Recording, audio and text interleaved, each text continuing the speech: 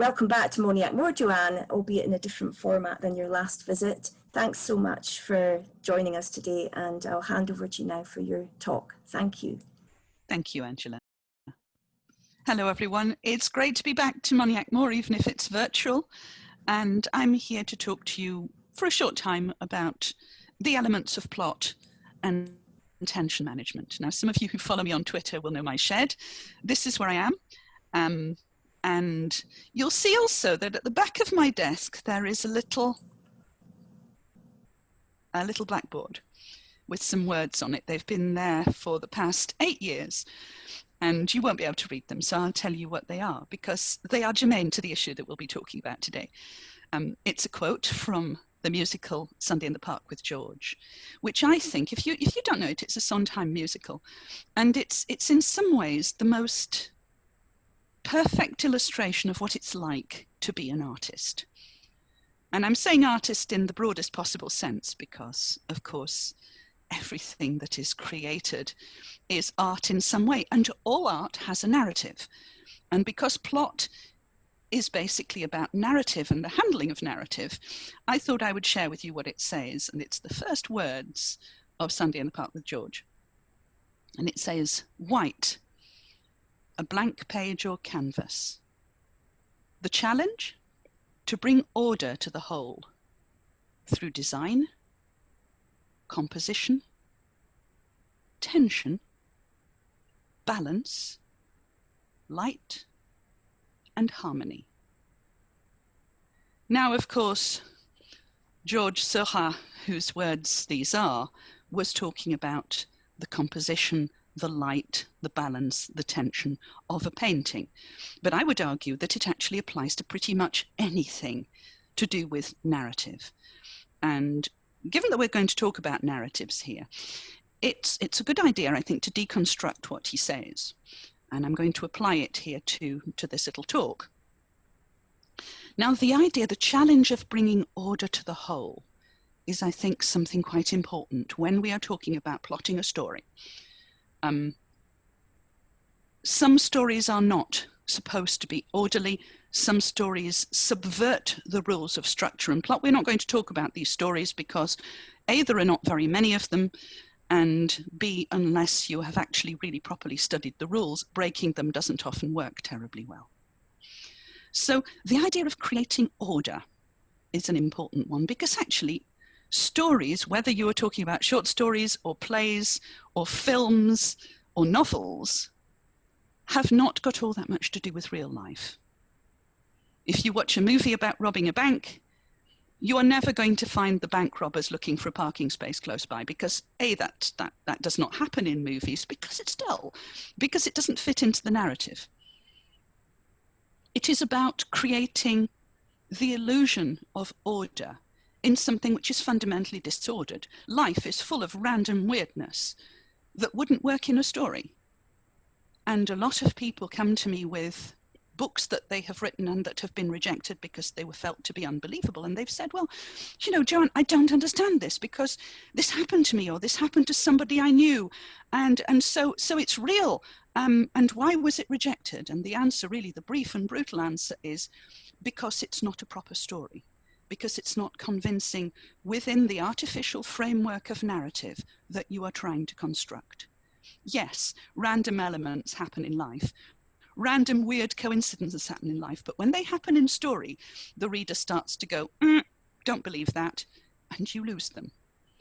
And all narratives are there to be followed by a consumer, a reader, if you like, somebody who is watching the film or the play. You need to keep that person with you. And so bringing order to the whole is extremely important, and you do that partly by correct construction of plot. So design, composition is basically plot structure. In the same way that it's the structure of a painting, it's also the structure of a story. And I'm going to concentrate mostly on novels, but this works for pretty much anything that has a narrative. And most stories have an intuitive shape. We don't think about this shape because we've been brought up with it from the cradle. Once upon a time, and then off it goes. And we know intuitively, in the way that we know intuitively that when we listen to a piece of music, it's going to be constructed around a certain kind of scale with intervals that we understand. Stories are usually constructed in the same way, with intervals that we understand and with a shape that we can understand. And that shape, that design, the composition of a story is very easy. There is a beginning, a middle, and an end. And I know that sounds extremely basic, but it's something to bear in mind when you're constructing a story, because a lot of beginner writers particularly, and a lot of not so beginner writers, sometimes forget this overall shape, and they find that their first draft is weird or baggy or counterintuitive or slow in places and over busy, overpopulated in other places. And it's because they have briefly lost control of the shape, the composition of their story. Now, tension, the tension part, is about sustaining the interest of your reader. Because, and this I call the so what test, because basically, until you can get the reader to want to turn the pages, it doesn't matter how clever you are, or how wonderful your prose is, or how engaging your characters. If the reader does not want to turn the page over and over and over again, and you've lost them, then your book can't pass the so what test, and you will have lost your reader, which is the worst thing that can possibly happen to a storyteller of any kind. So maintaining tension, and I'm going to talk about this a little more later, is another of the important elements of constructing a story. Balance is about knowing when to release tension, when to withhold it, and when to pull it back. And I'll talk about that too a little later. Light is ideas. It's also release from tension. It's also themes. It's also what you learn from your story. Because every story should teach you something. You should come away, your reader should come away from a story knowing something more than they knew before in some way, or having questioned something that they thought they knew. Because otherwise it doesn't matter how clever you are or how great your prose is. At the end of the story, the so what test will have been failed as well, because your reader will not be entirely satisfied. And finally, harmony, which is the sense of satisfaction, hopefully, that your reader feels coming to the end of your story, feeling that they have been taken on a good journey with you to a place they wanted to visit, with people they found interesting and engaging, people about whom they learned all sorts of things on the journey. The journey took them to various places, gave them elements of tension, gave them elements of tension relief, gave them a final climax, a payoff to the story, and then gave them a little bit of come down and something to go away with. And ultimately, this is how a story is constructed. It has all those elements in them. Now, your three parts, I don't think are of equal length generally. Your beginning and your end are shorter than your middle. I would think if you're looking at this on a ruler, basically your beginning part is about a quarter of the length maximum. Your development part, your middle, is about 50%, maybe slightly more. Your end, your come down part, again, is a quarter at the very, very maximum. So basically, you're looking at a shape which is a little bit like this. It goes along here for the beginning. It mounts up here as you develop your plot, as the tension escalates, and then it goes down very slightly as you relax your tension from the end. So it's a kind of little ogive. And let's have a look at the very first part of it, the basic element of writing the beginning of a story. It should contain a number of things. It should contain the beginning bit, the beginning of your journey, if you like, because you're taking your reader on a journey. It should contain a promise to your reader to deliver something, whether that is the solving of a mystery, or the end of a journey, or the resolution of a conflict. Your reader should know during that first section of your plot the things that you are promising to deliver. And remember, you have to deliver them at the end somehow. So this is the exposition phase. You will get to know your protagonist during this phase. You'll get to know their essential conflict, because all drama is based on some kind of conflict, whether it's with another person, whether it's with society, whether it's an internal conflict happening with your protagonist, it doesn't matter.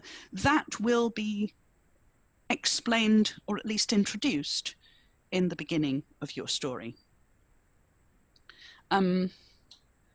Then your world, that needs to be introduced too, even if it's only in a few phrases. You don't have to do a lot of world building in the beginning of a story, but you need to know where and when your story is happening. There needs to be a sense of place, and there will be a development of that in the development phase, but you need to know when and where your story is happening at that point. And then when you enter the development phase, the middle, then you will be able to progress through developing the world, developing the characters, introducing secondary characters, deepening the idea of conflict, getting to know your adversary, if there is an adversary, watching how your protagonist faces challenges, how they interact with other people, how they fit into their world. Lots of people ask me about defining characters, about how you can make a character come to life, and that's a whole different seminar. But ultimately, within the structure of your plot, you have to constantly ask yourself, how does this character fit into my world? And sometimes, if you feel your character's getting away from your plot a bit, try to bring it down to one word: a something character in a something world. So one adjective to describe your character, one adjective to describe your world. So an aggressive character in a hostile world, if you like, a kind character in a bad world. That way you can simplify that relationship and make it easier to control your plot. During that middle section, you will also need to look at the idea of tension and the escalation of tension. And when I say this, I don't mean necessarily always write a thriller. Tension is a part of pretty much all storytelling, and it's not always about meeting monsters or big adversaries or quick-paced narrative or action. It's not about that. It's about managing the control of a storyline. It's a bit like flying a kite. If you want a kite to fly, if you want it to properly stay in the air, your kite is attached to a string, and it is about managing the tension of the string. Too much tension and your kite will eventually just plummet, because you will not have enough air in it to keep it afloat. Too little tension and it will just sink to the ground. And so during the developmental phase of your plot particularly, you have to think about tension. And there are areas to establish tension. I mean, typically in a thriller or in a book where there is a certain amount of jeopardy, it's easier to deconstruct. If we take something like, shall we say, Beowulf, which is a very typical story of tension and conflict. We have a mounting scale of jeopardy. We have Beowulf in a cave with his fellow warriors, and one night they are attacked by Grendel the monster. At first we don't see the monster, but men are attacked and taken away by Grendel. So already we have an escalation of tension. After an interval of tension, there usually needs to be an element of reaction by the characters. So how do they react to an episode, whatever that episode is? In Beowulf, there's another episode the next night. Grendel turns up again. He takes even more men. This time they see him. They realize that he's a big monster. You've got an escalation of tension here. He comes again. There is eventually, after a number of these escalating intervals of tension, there is a conflict between Beowulf and Grendel. Beowulf kills Grendel. Way, big climax. That's a big tension spike. Tension doesn't escalate smoothly. It escalates in mounting spikes, like a diagram on Wall Street that shows banks and money and tension escalating financially. We think the problem is over. That is a little slump in tension. Everyone is happy. Everyone rejoices. There's some feasting. This is a great opportunity to look at Beowulf interacting with his people, developing the idea of Beowulf as a hero. What does he do when he thinks he is beloved and being heroic? And then boom, another tension spike. In comes Grendel's mother, who is a bigger, worse version of Grendel. The tension spikes again. There is finally another mount to a climax. Grendel's mother is also dispatched. Boom. That's the end of your developmental phase. It's the climatic phase, and then all we need to do is have some rejoicing, and then you have the come down. This is an old story and a very old plot construction. It works beautifully. If you don't allow the tension to spike, then bad things can happen to your plot, which is sometimes why it's a good idea to build your plot according to an actual physical diagram where you can see the episodes of tension, the episodes of relaxing tension, which are just as important. You can map them. That way you can see whether there's too much action going on here and it needs a bit of relaxing out. It needs a bit of a reaction. It needs a bit of a slow-paced scene just to allow the tension to relax before you can build it up again, because the building up of it is going to be more important. If you don't allow this to happen, if you don't allow each spike to be slightly higher than the last spike, then what you will get is a flat developmental phase instead of an escalating one. And I'm going to be mean here and give you an example. But it's not an example which will hurt anybody, because the movie business doesn't care about my opinion. But if you have seen the movie of It, which is a tremendous book full of tension, full of escalating tension. However, the story in the film version has been simplified to a disastrous extent, which means that there is literally no tension in the developmental phase at all. Why? The expositional phase, where we introduce the situation, roughly speaking, a town is being plagued by a killer clown who is also a ghost. We're not quite sure exactly what's going on, but anyway, the big bad, the scary guy, he is a clown. In the very first scene, we see the clown. We see what he does. He attacks a little boy and pulls his arm off. Okay, spoilers here. Don't worry, I'm not spoiling anything. Next, you have your protagonists. They're introduced. They're great. They're a group of kids, just like Scoobies, and they go off to basically solve the mystery of the killer clown. The clown keeps appearing during the developmental phase of the film. The thing is, though, we've already seen him. We already know what he does, and he doesn't really do anything else. He pops up, he's scary, he's still a clown. He pops up again, he's still scary, he's still a clown. Oh, bloody hell, here's the clown again. And instead of having an escalation of tension, what you have is diminishing returns, because the movie showed a lot right at the beginning and did not show anything extra, really, as the movie continued. And so what you get is a little bit of exposition, quite a flat, disappointing developmental curve, and then a little come down where you think, oh, was that it? So he's still a clown. And a lot of people, including me, were a bit disappointed by that movie, because to me it's a very good example of not managing tension appropriately. You may disagree with me. You're completely free to do this, but I would have expected more. And so, yes, tension and the management of tension. And tension is also about pace. And there's a whole conversation to be had also about pace. But if you are questioning whether you have enough tension in your story, ask yourself this. What does the reader know? What does the reader expect? Is this going to surprise the reader? Is this going to tell the reader something that they didn't know before?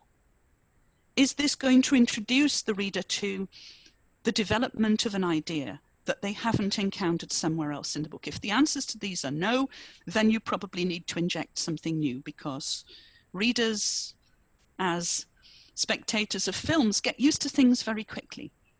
And you constantly need to challenge them and get them to question what's going on and deliver new and interesting pieces of information. This isn't just about thrillers, this is about absolutely everything. It works for every book, every story you can remember. So yes, this is what you would expect in your development phase, your middle. Secondary characters, consolidating of ideas, tension spikes escalating towards some kind of dramatic climax or resolution. And this bit, that's effectively the payoff of your story. Obviously, the better you have handled tension, the more you have racked it up, the more you have allowed your reader to expect something good, the better the payoff needs to be, and the more the reader will feel satisfied by the payoff once you've made it. After that, you've got your resolution bit, the end of your story, which is the loose ends tied up, the confrontation handled in a way which is satisfactory both for your protagonist, your antagonist, whatever your antagonist is, and for your readers. It is the end of the journey with the reader coming back from the ride thinking, whew, that was close, we all survived, wasn't that great fun? And hopefully getting them to go, well, you know, could I do that again? Could I find another story by this author that I will enjoy as much? And that too is important. So your resolution needs to have not only loose ends tied up and a decent payoff, perhaps a redemption for a character who has gone through a difficult personal journey, perhaps some sort of message of recovery and understanding. And also, I would say, a message for your reader to take away, a question answered, or sometimes a question asked that leaves them thinking about the world or people or their interactions in a different way. And I'm going to give you one example here, and it's I'm going to give you an example which is not a novel, but a short story by Shirley Jackson, who often actually subverts the idea of plot construction, but she's an extremely good example of how you can maintain tension while actually not having much action at all. And yet her stories are often the most thrilling and the most difficult to put down because she has a particular way of seeing the world. And this one is called The Demon Lover. It's one of the first stories I ever read by Shirley Jackson.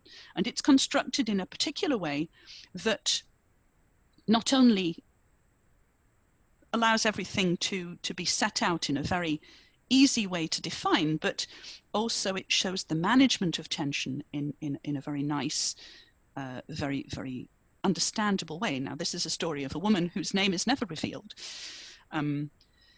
She is 34, although it says 30 on the certificate that she's about to use to get married to her young man, who is called Joanne Harris. She thinks he's a bit younger than she is. She's quite nervous about the wedding.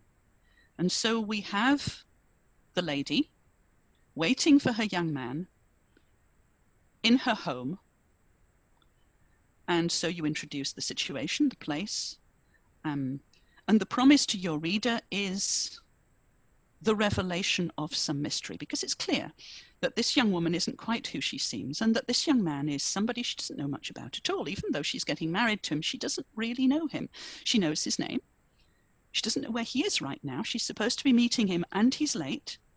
But, you know, presumably he's going to turn up for the wedding, and that will all be fine. And so we go through the minutiae during the developmental phase of her thought processes, her anxiety about the time, her anxiety about which dress she's going to wear, because she's got two and one makes her look too young and she's not quite sure about it. She keeps changing the dress.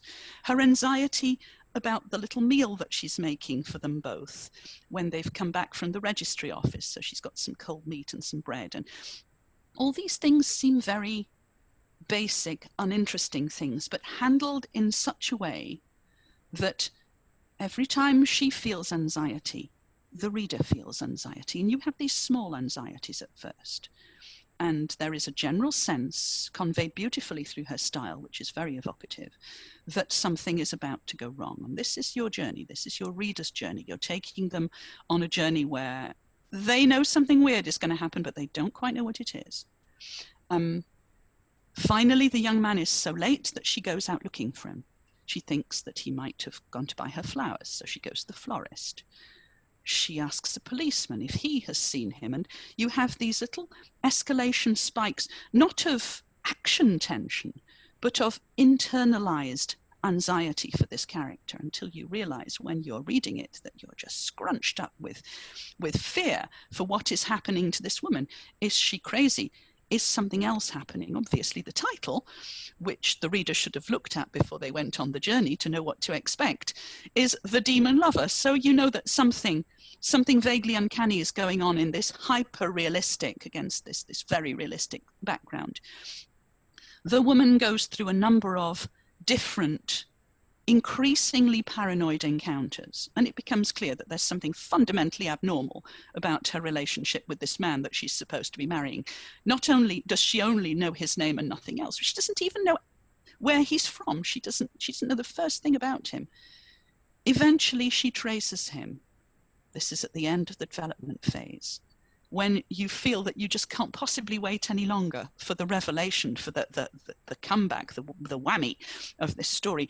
Eventually, she traces him to a flat where she's heard that he may live. She knocks on the door of the flat. You're expecting something. You're expecting a confrontation. She hears voices on the other side of the door. No one comes. No one ever comes. Boom, you're left there. Okay, this is a short story. The whammy is much shorter, but it doesn't leave you with the sense of satisfaction. Instead, it leaves you with a what the hell reaction. This is also fine.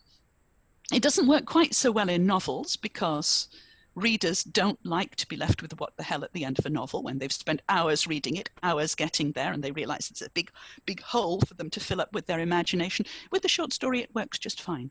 But it's an excellent example of escalating tension where very little happens at all. The Turn of the Screw is a very similar example.